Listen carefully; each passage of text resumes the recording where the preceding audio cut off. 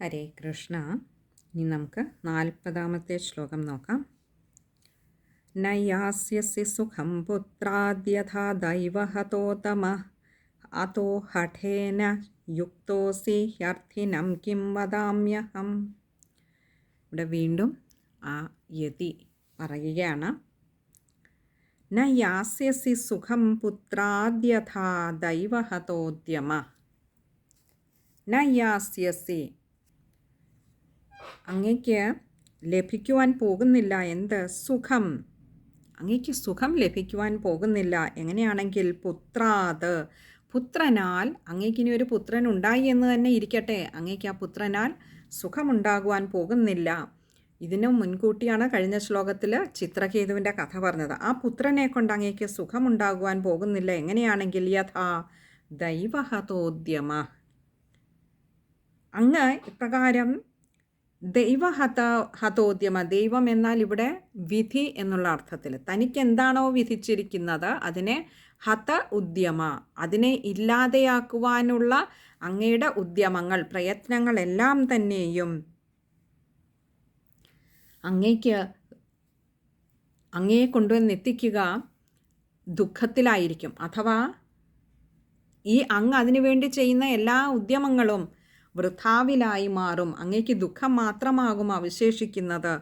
അതുകൊണ്ട് അങ്ങ് അറിയുക, അങ്ങയ്ക്കിനിയും ഒരു വിധിക്ക് എതിരായി വർത്തിച്ചുകൊണ്ട് അങ്ങയ്ക്കൊരു പുത്രൻ ഉണ്ടായാലും ആ പുത്രൻ അങ്ങയ്ക്ക് സുഖമാവില്ല തരിക. അതോ ഹഠേന യുക്തോസി ഹ്യർത്ഥിനം കിം വദാമ്യഹം. അതോ ഹഠേന യുക്തോസി,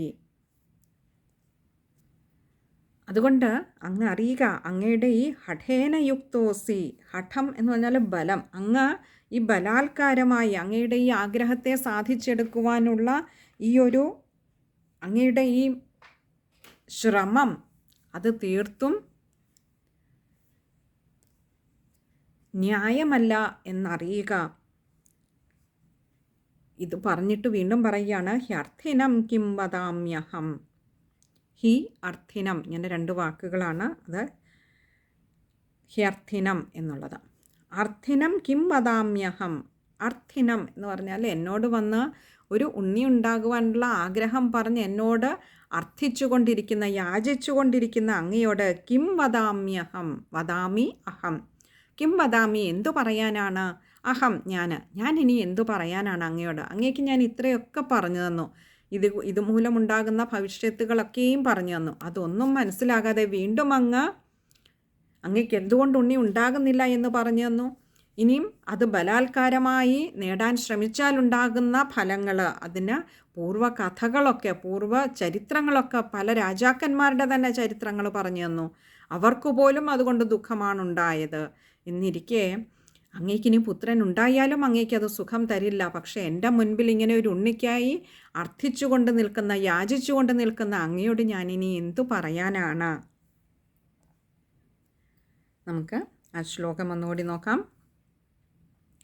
നയാസ്യസി സുഖം പുത്രാദ്യഥാ ദൈവഹതോദ്യമ അതോ ഹഠേന യുക്തോസി ഹ്യർത്ഥിനം കിം വദാമ്യഹം. ആ ശ്ലോകം വായിക്കുമ്പോൾ ശ്രദ്ധിക്കേണ്ട കാര്യങ്ങൾ: ദൈവഹതോദ്യമ, അവിടെ വിസർഗം ശ്രദ്ധിക്കുക. അതുപോലെ യുക്തോസി, അവിടെ വിശ്ലേഷണമുണ്ട്, അതുകൊണ്ട് ഒകാരം നീട്ടിയെടുക്കുക. ഹ്യർത്ഥിനം, അവിടെ ഹ്യ എന്ന അക്ഷരത്തിന് അകാരം കൊടുക്കുക. വദാമ്യഹം, വദാമി അഹമാണ്, അവിടെ മ്യ എന്ന അക്ഷരത്തിന് അകാരം കൊടുത്തു വായിക്കുക. ഇവിടെയും ഏറ്റവും ലളിതമായിട്ട് ആ വിധിയുടെ നിശ്ചയത്തിനനുസരിച്ച്, ഈശ്വരൻ്റെ കൽപ്പനയനുസരിച്ച് നമ്മളൊക്കെ ജീവിക്കേണ്ടവരാണ് എന്ന് ആ ബ്രാഹ്മണനായിക്കൊണ്ട് യതി പറയുന്നത് നമ്മളോട് ഓരോരുത്തരോടും കൂടിയാണ്, അല്ലേ? നമ്മൾ ഭഗവാന്റെ നിശ്ചയത്തെ മറികടന്നുകൊണ്ട് നമ്മുടെ ബലം കൊണ്ട് നമ്മൾ പലതും നേടുമ്പോൾ ഓർക്കുക, നമ്മൾ പലതും സാധിക്കുമ്പോൾ ഓർക്കുക, കാലം അത് നമുക്ക് തന്നെ ദുഃഖത്തിൻ്റെ രൂപത്തിൽ 10 മടങ്ങ് ശക്തിയിൽ നമ്മുടെ മേൽ വന്ന് പതിപ്പിക്കും എന്നൊരു അവസ്ഥ കൂടി ഉണ്ടാവുമെന്നറിയുക. അപ്പോൾ നമ്മുടെ ജീവിതത്തിൽ ഈശ്വരൻ എന്തൊക്കെ നമുക്ക് വിധിച്ചിട്ടുണ്ടോ അതിനോടൊപ്പം ചേർന്ന് ജീവിക്കുന്നതാവും ഏറ്റവും നല്ലത് എന്നർത്ഥം. നമ്മളിലേക്ക് സ്വാഭാവികമായി എന്തൊക്കെ വന്നു ചേരുന്നുവോ അത് ഈശ്വരൻ്റെ നിശ്ചയമാണ്. അതാണ് കാലത്തിൻ്റെ നിയോഗം. നമ്മൾ അതാത് ഒഴുക്കിൽപ്പെട്ടു പോകുവാനാണ് കാലത്തിൻ്റെ നിയോഗമെന്ന് തിരിച്ചറിയുക. അതല്ല ബലാത്കാരമായി നമ്മൾ അതിനെ മറികടന്ന് അല്ലെങ്കിൽ അതിനെയൊക്കെ തടഞ്ഞു നിർത്തിക്കൊണ്ട് നമ്മുടെ സ്വന്തമായ പാത രൂപീകരിച്ച് നമ്മുടെ ബലം കൊണ്ട് അത് പദവിയുടെയോ സമ്പത്തിൻ്റെയോ പണത്തിൻ്റെയോ അല്ലെങ്കിൽ ആൾബലം കൊണ്ട് ഏത് രീതിയിൽ നമ്മൾ പുതിയ പാത വെട്ടിത്തെളിച്ച് നമ്മുടേതായ രീതിയിൽ പോകാൻ ശ്രമിച്ചാലും ഓർക്കുക, കാലം ഇതൊക്കെ ഒരു അഗ്നിഗോളമായി നമ്മുടെ കർമ്മങ്ങളെ തിരിച്ച് നമ്മളിലേക്ക് പതിപ്പിക്കുന്ന ഒരു ദിനം നമ്മുടെ മുൻപിലുണ്ട് എന്നറിയുക. നമ്മൾ ഒഴുക്കുനീറ്റിനെ അതിൻ്റെ വഴിക്ക് ഒഴുകാൻ വിടുമ്പോൾ ഉള്ള ശക്തിയേക്കാൾ നോക്കൂ, അതിൻ്റെ വഴിക്ക് നമ്മളും ഒഴുകുകയാണെങ്കിൽ അതിൽ നിന്നും നമുക്ക് തീർച്ചയായും ഒരു പ്രഹരമുണ്ട്. ആ പ്രഹരത്തിൻ്റെ എത്രയോ 10,000 മടങ്ങാണ് ആ ഒഴുക്കുനീറ്റിനെ കെട്ടി നിർത്തിയാൽ ഒരിക്കൽ ആ കെട്ടി നിർത്തിയ ജലം മുഴുവൻ ഒരു ഡാമിൽ നിന്ന് ഒഴുകി വരുന്നത് പോലെ നമ്മുടെ മുകളിലേക്ക്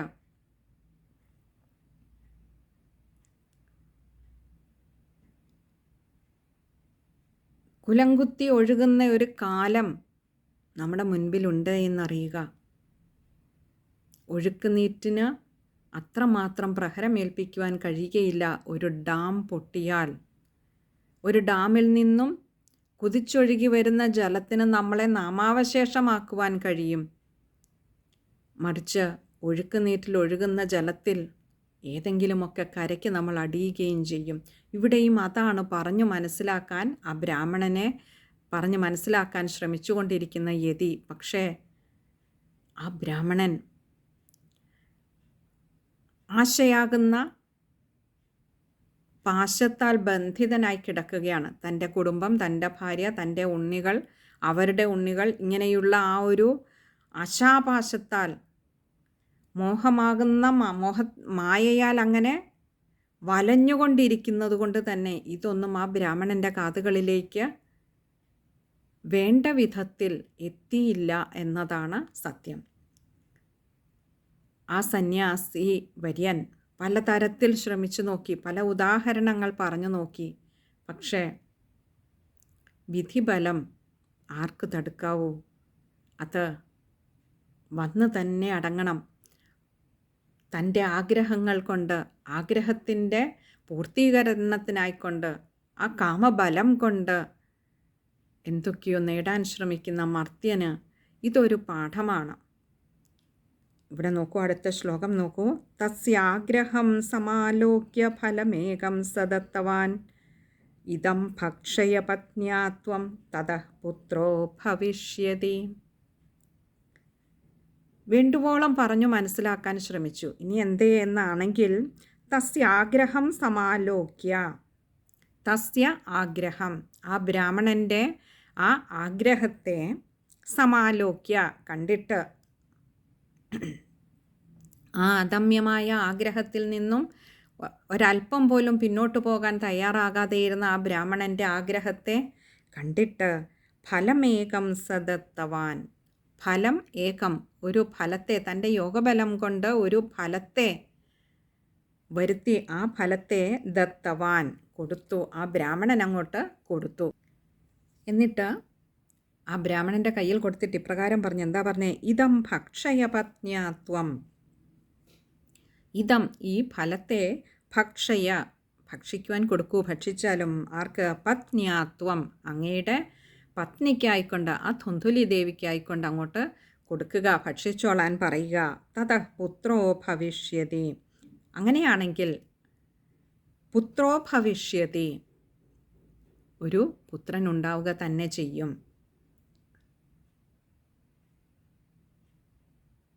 ഇവിടെ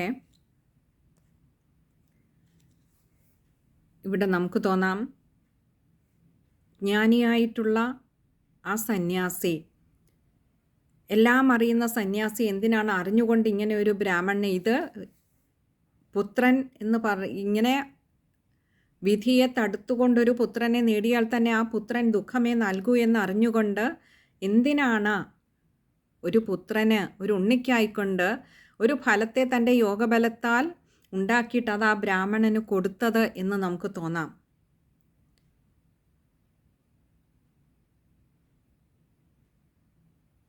ചില ചെറിയ കുഞ്ഞുങ്ങൾ നിർബന്ധം പിടിച്ച് കരയാറില്ല. നമ്മൾ എത്ര പിടിച്ചു വെച്ചാലും നിലവിളക്ക് കത്തിയിരിക്കുമ്പോൾ ആ വിളക്കിൻ്റെ നാളത്തിലൊന്ന് തൊടാൻ വലിയ നിർബന്ധമാണ്. ആ നിർബന്ധ ബുദ്ധിയോടുകൂടി കരയുന്ന കുഞ്ഞുങ്ങളെ, ആ കുഞ്ഞിനെ ഒരു തവണയൊന്ന് വിട്ടു നോക്കൂ. ആ തീയിൽ ഒരിക്കൽ പിടിച്ചു കഴിഞ്ഞാൽ പിന്നെ ജീവിതത്തിൽ ഒരിക്കലും ആ കുഞ്ഞ് തീയിൽ തൊട്ട് കളിക്കില്ല. ഇതുപോലെയാണ്, എല്ലാം പറഞ്ഞു കൊടുത്തു, കഴിയുന്നതും അതിൽ നിന്ന് പിന്തിരിപ്പിക്കാൻ ശ്രമിച്ചു, ആവുന്നത്ര ശ്രമിച്ചു, പല പല ചരിതങ്ങൾ പറഞ്ഞു കൊടുത്തു. എന്നിട്ടും കേൾക്കുന്നില്ല എങ്കിൽ അതും ആ ബ്രാഹ്മണൻ്റെ വിധി എന്ന് കരുതി തനിയെ മനസ്സിലാക്കി തിരിച്ചു വരണം. മറ്റുള്ളവരുടെ ഉപദേശത്താൽ, സജ്ജനങ്ങളുടെ ഉപദേശത്താൽ നേരെയാകാത്തവരെയൊക്കെ വിധിയുടെ കൈകളിലേക്ക് ഇട്ടുകൊടുക്കുക കാലം നേരെയാക്കും. അനുഭവ പാഠങ്ങളിലൂടെ ആ വഴിക്ക് എത്തിച്ചേരുക തന്നെ ചെയ്യും, സത്യത്തിൻ്റെ വഴിയിലേക്ക് എത്തിച്ചേരും. അത് പരമമായ സന്തോഷം എന്താണ് എന്ന് തിരിച്ചറിയണമെങ്കിൽ ആ ദുഃഖങ്ങളുടെ ആ താണ്ഡവത്തിൽ ഒന്ന് പെട്ട് അനുഭവിക്കുക തന്നെ വേണം. ആ അതിയായ ദുഃഖം നമ്മളെ നന്നായി ഒന്ന് കടഞ്ഞെടുത്ത് കഴിയുമ്പോൾ നമുക്ക് മനസ്സിലാവും, യാതൊരു സുഖത്തിൻ്റെ പിന്നാലെ, യാതൊന്നാണോ തനിക്ക് സുഖം തരുമെന്ന് കരുതിയിരുന്നത്, യാതൊന്നാണോ തനിക്കെന്നും സന്തോഷമായി ഭവിക്കുമെന്ന് കരുതിയിരുന്നത്, അതുതന്നെയാണ് തൻ്റെ ദുഃഖത്തിനും കാരണമായി ഭവിച്ചത് എന്നറിയുമ്പോൾ, ഒരു പക്ഷേ ഇത് മുൻപാരെങ്കിലുമൊക്കെ ഏതെങ്കിലും സജ്ജനങ്ങളുടെ വായിൽ നിന്ന് കേട്ടിട്ടുള്ളപ്പോഴും അതിനെ പരിഹസിച്ചിട്ടുണ്ടാവാം, അല്ലെങ്കിൽ അതിനെ തീരെയും മുഖവിലക്കെടുക്കാതെ വിട്ടിട്ടുണ്ടാവാം. കാലം നമ്മളെ ഈ സത്യം തിരിച്ചറിയിക്കാൻ വേണ്ടിയിട്ടാണ് ദുഃഖത്തിൻ്റെ പ്രളയത്തിൽ പെടുത്തുന്നത്. ആ പ്രളയത്തിൽ പെട്ടുകഴിഞ്ഞാൽ പിന്നീട് നമ്മൾ അതിൽ നിന്നും പുറത്തു വരുമ്പോൾ ഒരു പുതിയ ജന്മമായിരിക്കും. കാരണം ആ പ്രളയം നമ്മളെ പലതും പഠിപ്പിക്കും. ദുഃഖക്കടലിൽ നിന്നും നീന്തി കര കയറുമ്പോഴേക്ക് പരമമായിട്ടുള്ളത് എന്താണോ ആനന്ദം നൽകുന്നത്, അതിനെ അറിയുവാനുള്ള ഒരു വാഞ്ച ഉള്ളിൽ നന്നായി ഉടലെടുത്തിട്ടുണ്ടാവും. ഇവിടെ ഇനി ബ്രാഹ്മണനെ അങ്ങോട്ട് വിട്ടുകൊടുക്കുകയാണ് ആ സന്യാസി വര്യൻ. ശരി, അങ്ങ് നേരിട്ടതിന് ശേഷം അങ്ങ് പൂർണ്ണമായിട്ടും ഈ ഒരു വഴിയിലേക്ക് എത്തുമെന്ന് എനിക്ക് നല്ല ഉറപ്പുണ്ട് എന്ന് പറയാതെ പറഞ്ഞുകൊണ്ട് ഒരു ഫലത്തെ, ആ ബ്രാഹ്മണൻ്റെ നിർബന്ധം കാരണം,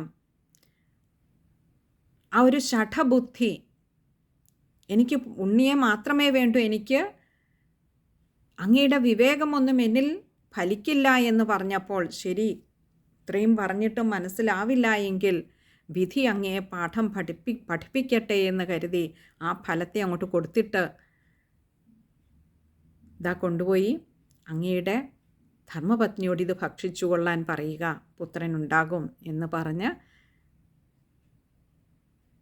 ആശീർവദിച്ചു വിടുന്നതാണ് നമ്മൾ കണ്ടത്. നമുക്ക് ആ ശ്ലോകം ഒന്നുകൂടി നോക്കാം.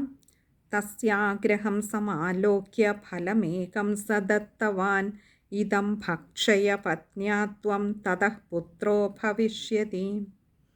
ഇവിടെ വായിക്കുമ്പോൾ ശ്രദ്ധിക്കേണ്ടത് തതഃ, അവിടെ ഒരു വിസർഗമുണ്ട്, അത് മാത്രമേ ഉള്ളൂ, ബാക്കിയൊക്കെ എളുപ്പമുള്ള വാക്കുകളാണ്. ഇനിയും അടുത്തത് 42ാമത്തെ ശ്ലോകമാണ്. ഈ ശ്ലോകത്തിൽ ആ ഫലം കൊടുക്കുക മാത്രമല്ല ചെയ്തത്, ചില കണ്ടീഷൻസ് ഉണ്ടായിരുന്നു, ചില നിബന്ധനകളുണ്ടായിരുന്നു. എന്തൊക്കെയാകാം? നമ്മൾ ഏതൊരു കാര്യവും അല്ലേ, നമ്മളൊരു ഇലക്ട്രിക് ഉപകരണം വാങ്ങിയാൽ തന്നെ അതിൽ പല ഡൂസ് ആൻഡ് ഡോൺട്സ് ഉണ്ട്. ചിലത് ചെയ്യാൻ പാടില്ലാത്തവയും കൂടി അതിൽ പറഞ്ഞിരിക്കും. ചിലത് ചെയ്തേ മതിയാകൂ, ഇങ്ങനെ തന്നെ വേണം അത് പ്രവർത്തിപ്പിക്കാൻ എന്നുള്ള ഒരു മാനുവൽ കൂടി ഉണ്ടാകും. അപ്പോൾ ഇവിടെയും അത് തന്നെയാണ്, ഫലമൊക്കെ കൊടുത്തു. എന്നിട്ട് പറയുകയാണ്, സത്യം ശൗചം ദയാദാനമേക ഭക്തം തു ഭോജനം വർഷാവധി സ്ത്രീയാ കാര്യം തേന പുത്രോതി നിർമ്മല. ഇനി അടുത്ത പറയുകയാണ്, ഇനി ഈ ഫലം കഴിച്ചാൽ പുത്രൻ ഉണ്ടാകണമെങ്കിൽ അതിന് ചില നിബന്ധനകളുണ്ട്. എന്തൊക്കെയാണ് വേണ്ടത്? സത്യം ശൗചം ദയാദാനമേക ഭക്തം തു ഭോജനം.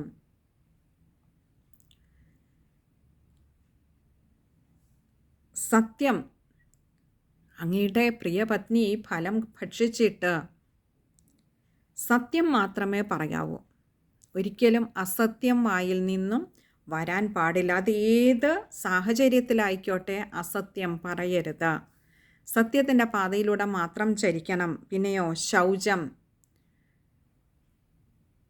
അത് ശരീരത്തിന് മാത്രമല്ല മനസ്സിനും ഉണ്ടാവണം ആ വൃത്തി, ആ ശുദ്ധവൃത്തി. ശൗചം ശരീരത്തിനും മനസ്സിനും ഒരുപോലെ കാത്തു സൂക്ഷിക്കണം. ദയ, മനസ്സ് ശുദ്ധമാണെങ്കിൽ മാത്രമേ ദയയുണ്ടാവൂ, കരുണയുണ്ടാകൂ സഹജീവികളോട്. ദാനം, ദാനമേകഭക്തം, ദാനം ഏകഭക്തമാണ്. ദാനം കൊടുക്കണം. നമ്മൾ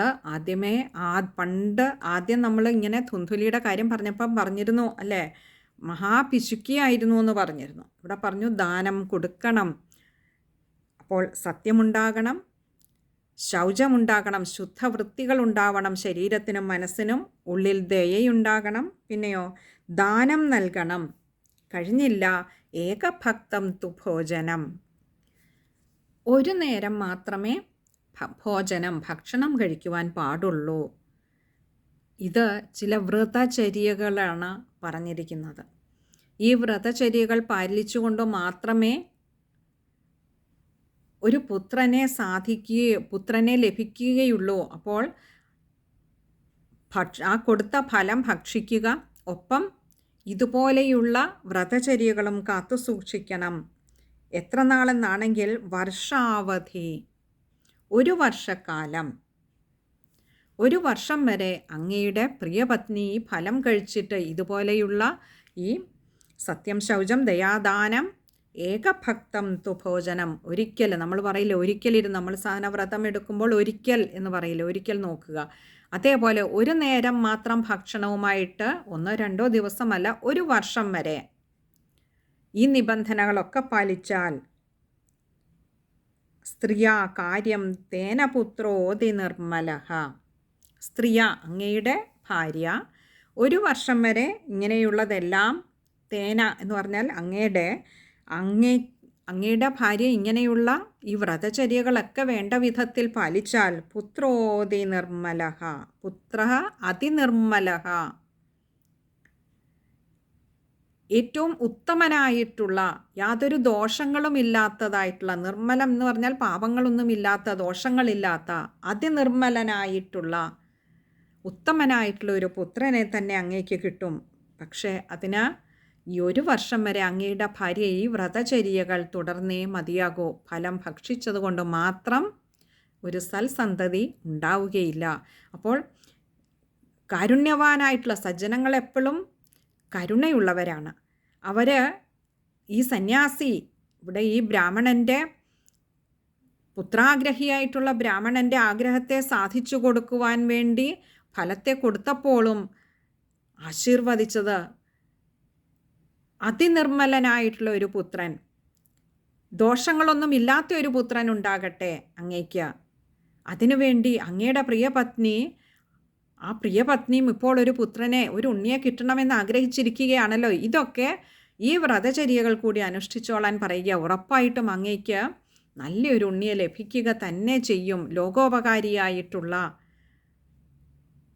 സൽസ്വഭാവിയായിട്ടുള്ള നല്ലൊരു സൽസന്താനത്തെ തന്നെ അങ്ങേക്ക് ലഭിക്കും എന്നുകൂടി പറഞ്ഞു. അവിടെയും അനുഗ്രഹിച്ചു. അതിനിർമ്മലനായിട്ടുള്ള ഒരു ഉണ്ണിയാണ് അങ്ങേക്ക് ഉണ്ടാവുക. ഇങ്ങനെയൊക്കെ അങ്ങയുടെ ഭാര്യ ഈ വിധത്തിൽ വേണ്ട വിധത്തിൽ വ്രതചര്യകളൊക്കെ എടുത്ത് ഫലം ഭക്ഷിക്കുകയേ വേണ്ടൂ. അപ്പോഴും ദോഷം വരണമെന്ന് ആ സന്യാസി വര്യൻ ആഗ്രഹിച്ചില്ല.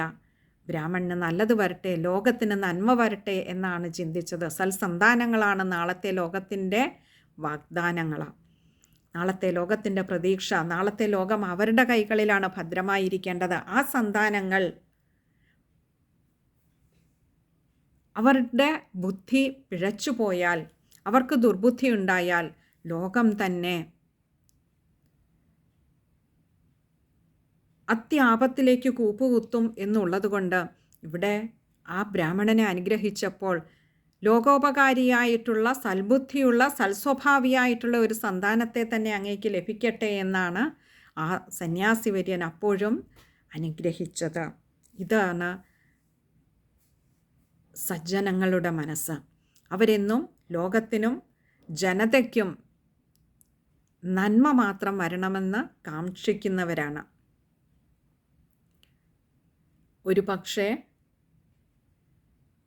തന്നെ തേടിയെത്തുന്ന സാധാരണക്കാരായി ദുഃഖിതരായിട്ടുള്ള ജനങ്ങളാണെങ്കിൽ പോലും ഒരു പക്ഷേ അവർക്ക് അവരുടെയൊക്കെ കർമ്മത്തിൻ്റെ ഫലം അനുഭവിക്കേണ്ടിയും വന്നേക്കാം. എന്നിരുന്നാലും നാളെ ലോകത്തിന് അതുകൊണ്ടൊരു ദോഷം വരരുത്, അവർക്കും നന്മ വരട്ടെ എന്ന് പ്രാർത്ഥിക്കുവാനേ ഇതുപോലെയുള്ള സജ്ജനങ്ങൾക്ക് കഴിയുകയുള്ളൂ, ഈ സന്യാസി വര്യനെ പോലെയുള്ളവർക്ക്. നമുക്ക് ശ്ലോകം ഒന്നുകൂടി നോക്കാം. സത്യം ശൗചം ദയാദാനമേക ഭക്തം തു ഭോജനം വർഷാവധി സ്ത്രീയാ കാര്യം തേന പുത്രോതി നിർമ്മല. ശ്ലോകം എളുപ്പമുള്ളതാണ്, ഇവിടെ വായിക്കുമ്പോൾ ശ്രദ്ധിക്കേണ്ടത് പുത്രോതി നിർമ്മല, ഉകാരം നീട്ടിയെടുക്കുക. അതുപോലെ നിർമ്മല, അവിടെ വിസർഗമുണ്ട്, പകുതി ഹകാരത്തിൽ വായിച്ചു നിർത്തുക. ഇനി അടുത്തത് 43-ാമത്തെ ശ്ലോകമാണ്. ഏവമുക്ത്വാ യയൗ യോഗി വിപ്രസ്തു ഗൃഹമാഗതഃ പത്ന്യാഃ പാണൗ ഫലം ദത്വാ സ്വയം യാതസ്തു കുത്രചിത്. ഈ ഫലമൊക്കെ കൊടുത്തു. ബ്രാഹ്മണൻ അതിയായ സന്തോഷമൊക്കെ ഉണ്ടായി. ഏവം ഉക്ത്വാ യയൗ യോഗി, ഏവം ഉക്ത്വാ ഇപ്രകാരം പറഞ്ഞിട്ട്, യയൗ യോഗി ആ യോഗി ആ സന്യാസി വര്യൻ എവിടെയോ പോയി, അവിടെ നിന്നും നടന്നു പോയി അങ്ങ്. വിപ്രസ്തു ഗൃഹമാഗതഃ, വിപ്രഹ തു ആ ബ്രാഹ്മണനാകട്ടെ, ഗൃഹമാഗതഃ വീട്ടിലേക്ക് പോരുകയും ചെയ്തു. വന്നു കഴിഞ്ഞിട്ട് പത്ന്യാ പാണൗ ഫലം ദത്വാ, പത്ന്യാ തൻ്റെ പ്രിയ പത്നിയുടെ പാണൗ ആ പാണികളിൽ കൈകളിൽ ഫലം ദത്വാ ആ ഫലത്തെ വെച്ചു കൊടുത്തു. എന്നിട്ട് സ്വയം യാതസ്തു കുത്രചിത് ആ ഫലമൊക്കെ കൊടുത്തിട്ട് സ്വയം യാതസ്തു അവിടെ നിന്നും സ്വയം എവിടേക്കോ പോയി. കുത്രചിത് എവിടേക്കോ പോയി, തൻ്റേതായ എന്തെങ്കിലും കാര്യങ്ങൾ നടത്തുന്നതിന് വേണ്ടിയിട്ടാകാം. അപ്പോൾ ഈ ഫലം വെച്ചു കൊടുത്തിട്ട് പോയി എന്ന് പറയുമ്പോൾ ഫലം കൊടുത്തിട്ട് ഈ ഫലം എങ്ങനെ കിട്ടിയതാണെന്നും ഈ സന്യാസി വര്യൻ പറഞ്ഞ കാര്യങ്ങളെല്ലാം പറഞ്ഞ് മനസ്സിലാക്കി കൊടുത്തു. ഫലം ഭക്ഷിക്കൂ, നമുക്കൊരു നല്ലൊരു ഉണ്ണിയെ തന്നെ കിട്ടും, അതിന് നീ 1 വർഷത്തോളം ഇന്ന രീതിയിലുള്ള വ്രതചര്യകൾ അനുഷ്ഠിക്കുകയേ വേണ്ടൂ, നമുക്ക് നല്ലൊരു ഉണ്ണിയെ തന്നെ കിട്ടുമെന്ന് സന്യാസി വര്യൻ പറഞ്ഞു. ഇങ്ങനെ തുടങ്ങി ആ സന്തോഷമെല്ലാം പങ്കുവെച്ചു പത്നിയുമായിട്ട്. അങ്ങനെ ഫലവും കൊടുത്തിട്ട് അവിടെ നിന്നും പുറത്തേക്ക് പോയി. ഒരു പക്ഷേ തൻ്റെ കുളി ദേവാരാധികൾക്ക് വേണ്ടിയിട്ട് പോയതാകാം. ഏതായാലും ആ ബ്രാഹ്മണൻ അവിടെ നിന്നും പുറത്തേക്ക് പോയി, എവിടേക്കോ പോയി. ആ ശ്ലോകം ഒന്നുകൂടി നോക്കാം. ഏവമുക്ത്വാ യയൗ യോഗി വിപ്രസ്തു ഗൃഹമാഗതഃ പത്ന്യാഃ പാണൗ ഫലം ദത്വാ സ്വയം യാതസ്തു കുത്രചിത്. ഏവം ഉക്ത്വാണ്, ഏവമുക്ത്വാ അവിടെ ഉകാരം ശ്രദ്ധിക്കുക. അതുപോലെ ഗൃഹമാഗതഃ മായ്ക്ക് അകാരം നീട്ടിയെടുക്കുക. ഗൃഹം ആഗതഃ ആണ്, അവിടെ വിസർഗവുമുണ്ട്, അതും ശ്രദ്ധിക്കുക. അതുപോലെ പത്ന്യാഹ് അവിടെ ദീർഘവുമുണ്ട് വിസർഗവുമുണ്ട്, അപ്പോൾ പകുതി ഹകാരത്തിൽ വായിക്കുകയും വേണം, ആകാരം നീട്ടിയെടുക്കുകയും വേണം. ഇത് ഇത്രയും കാര്യങ്ങളാണ് ആ ഒരു ശ്ലോകം വായിക്കുമ്പോൾ ശ്രദ്ധിക്കുവാനായിട്ടുള്ളത്. അപ്പോൾ ഇതുവരെയുള്ള കാര്യങ്ങളൊക്കെ ബ്രാഹ്മണൻ്റെ ആഗ്രഹപ്രകാരമൊക്കെ ശുഭമായി തന്നെ നടന്നു, ശുഭപര്യാവസായിയായി എന്ന് തന്നെ പറയാം. കാരണം താൻ ആഗ്രഹിച്ച ആ ഉണ്ണിയെ ലഭിക്കുന്നതിനുള്ളൊരു ഫലം തനിക്ക് കിട്ടി. അത് പത്നിയെ ഏൽപ്പിച്ചു, എല്ലാം പറഞ്ഞ് ബോധ്യപ്പെടുത്തി കൊടുക്കുകയും ചെയ്തു. ഇവിടെയാണ് വിധിയെ തടുക്കുക സാധ്യമല്ല എന്ന് പറയുന്നത്. എന്തൊക്കെ നമ്മൾ അനുകൂലമായി നമുക്ക് വേണ്ടി നേടിയാലും ഈശ്വരൻ്റെ നിശ്ചയം മറിച്ചാണെങ്കിൽ അതങ്ങനെയേ നടക്കൂ എന്നുള്ളതാണ് ഇനി അടുത്ത ശ്ലോകങ്ങളിലൂടെ നമുക്ക് കാണാനാകുന്ന 44-ാമത്തെ ശ്ലോകം. നമുക്കത് അടുത്ത സത്സംഗത്തിൽ കാണാം. ഹരേ കൃഷ്ണ.